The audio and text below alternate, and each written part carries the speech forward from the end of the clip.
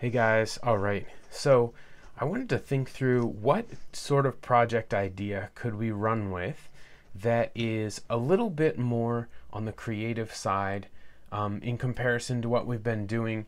You know, I've had a lot of fun seeing your results with the previous videos where it's just sort of like, here's a thing, draw it, and it's nice, but I wanted to go a little bit further in giving you an opportunity for creativity. And this is going to require a little bit of callback on the drawing skills that we've been practicing, because I want you to find some things to draw. But here's what we're going to draw. So we're going to take the game rock, paper, scissors and re-theme it. So what you can do is take rock, paper, and scissors and replace those with your own three things and come up with a new, it's not really a new game, it's still rock, paper, scissors, but come up with a new set that you can play with, and then draw all three of those items on cards.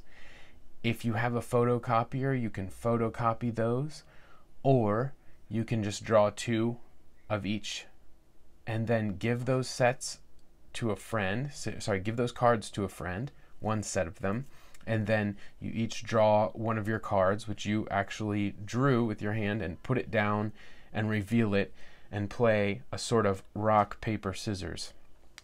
So let's think through what kind of items we could stick into rock, paper, scissors. I want you to get imaginative with this. So first I'm going to go over some categories that you could use.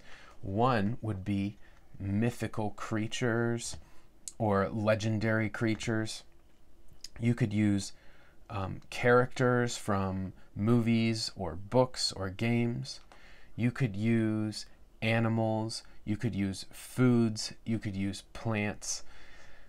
Pick something out of those categories, or if you're really struggling, just look around your room, look at the first things that you see, and pick those. So here's an example that my friend Ben Wilson thought of that I thought was pretty brilliant. Lego, foot, dog. So if you own Legos and a dog, you know how dogs are always chewing up those Legos and completely ruining them. But if you step on a Lego, it's extremely painful. And if you're trying to get your dog outside, you're probably going to use your foot to shove him out because he doesn't want to go out in the rain and go to the bathroom. So Lego, foot, dog, that's a rock, paper, scissors alternate theme. So I'm going to do that as an example. I'll make a drawing of a foot, a dog, and a Lego. I'll put them on cards and show you how to do that. And then we'll actually be able to play with it. Here's one more idea. If you are not into the idea of re-theming rock, paper, scissors, and you want to keep those rock, paper, scissors, but add two more things. Now that gets a little complicated. You'll also have to make 5 cards, but it would be an extra fun game because it introduces a little bit more variation. So what you want to do is rock, paper, scissors, and then think of an A and think of a B. Those are just stand-in terms. And I'll show you a little diagram that will teach you how to recognize who beats who in those scenarios. So let's check out how to draw this, and I can't wait to see what you guys come up with, and hopefully you have someone around your house you can play with. So, all right, here's a quick rundown on how to create a card. What I did was I went into my kitchen and I found a nice sized box and just traced around it. And then the second part is optional, but I found a second box that fits right inside it to give a little rectangle on the top. And I'm going to put my picture here, and then if I have any words to write, I'll write them here. You don't have to do this second rectangle inside. If you want to just draw a picture on your card, that's fine too. I have poster board here, which is great because it'll hold up, it'll stay a little bit sturdier for longer. But if all you have is copy paper, that's fine too. Or index cards. Maybe you have index cards with a blank side, and you can draw on those without even having to cut out a rectangle. So I'm going to start by creating a little sketch here of a Lego brick. Now, this Lego brick is going to be seen from the corner, so I'm going to draw the corner first, and then I'm going to draw a couple of lines leading back to the back corner. The back corner is going to be straight up and down, and same thing on this side. Now I'm trying not to get too in-depth with this drawing because I'm recognizing the fact that you guys probably thought up your own theme for this card, and you might not even be drawing a Lego. So if you want to copy mine, you can. I think it would be great if you come up with your own idea, but you know, sometimes you just have those days where you have artist's block and nothing's coming to mind, so that's fine. You can do a Lego as well. All right, here we go. So we're drawing lines on each side of the studs on this Lego. That's what they are called, studs. So connecting it up, and there's our Lego. Now I'm going to put the word Lego right up here in that same style that they have it on all their things. L, similar style. It's not going to be perfect, but it's okay. Just kind of fun bubble letters. E, G,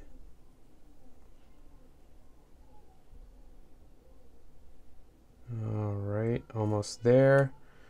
O.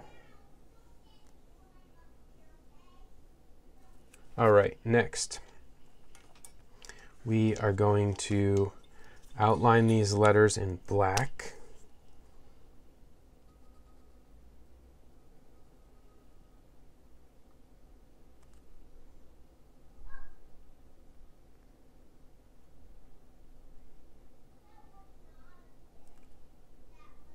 All right.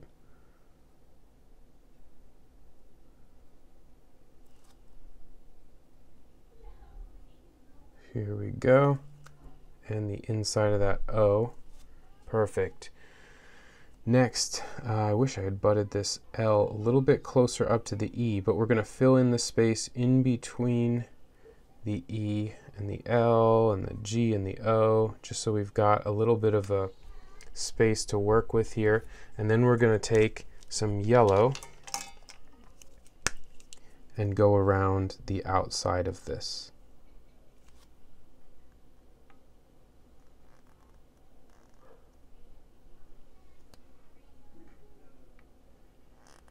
All right, and while we're at it, you know what? Let's do the Lego brick in the same style, where we go around the outline in black and yellow. And then maybe we'll make the background red.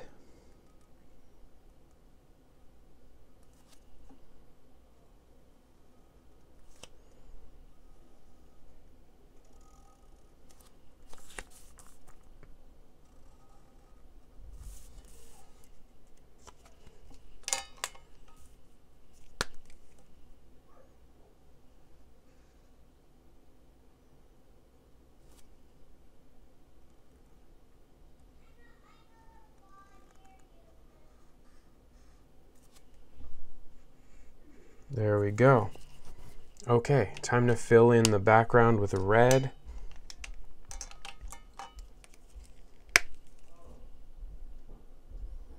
Oh, this is that light red, isn't it? Let's get the real red. The light red will probably come in handy if you have it, if you're doing something like a Lego. So I'm just going to go around the outline of all the shapes first to create a space where I can just fill everything in very quickly.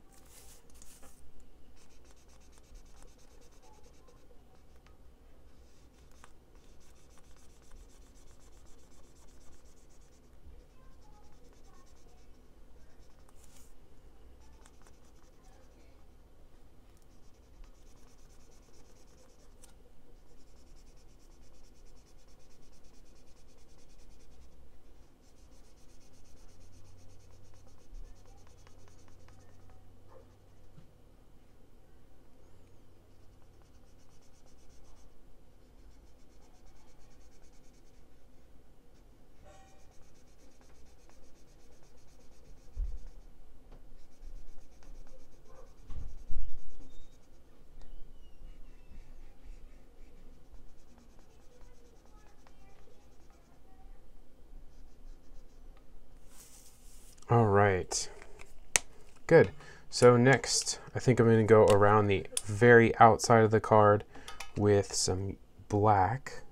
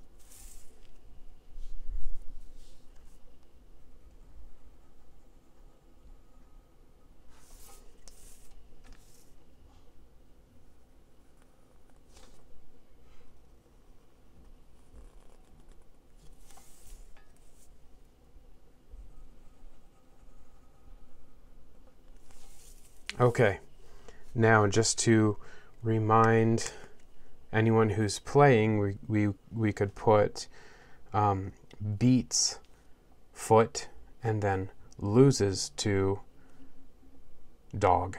So let's put that in real quick, and then we'll move on to the sort of advanced stage of this whole project. If you want to go there, that's optional. So let's see. Ooh, bubble letter E. Here we go. Didn't leave too much room for that, but I think we can just make it B, E, A.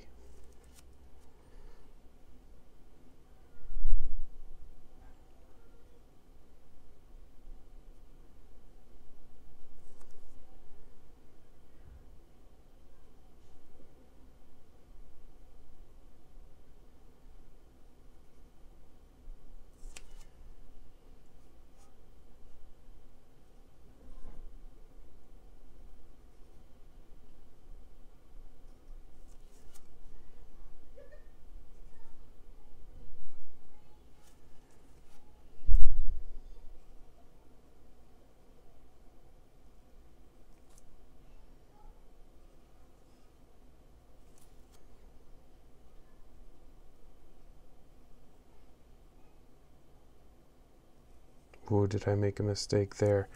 We can just barely save that S.